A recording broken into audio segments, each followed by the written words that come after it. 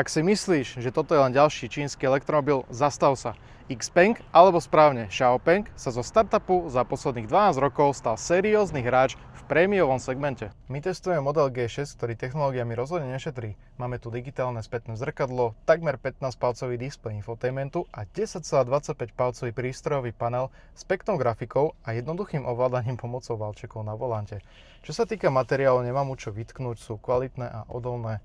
Páči sa mi aj tá perforácia pre reproduktor.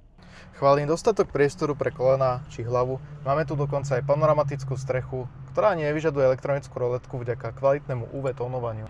Základný batožinový priestor má objem 570 litrov a po sklopení zadného radu sedadiel vyše 1600 litrov. Po stránke motorizácie tu máme jeden elektromotor umiestnený na zadnej náprave, ten má výkon 218 kW a slušný krútiaci moment až 440 Nm. Ak ťa zaujíma dojazd, spotreba a hlavne to šialené nabíjanie, pozri si naše ďalšie video.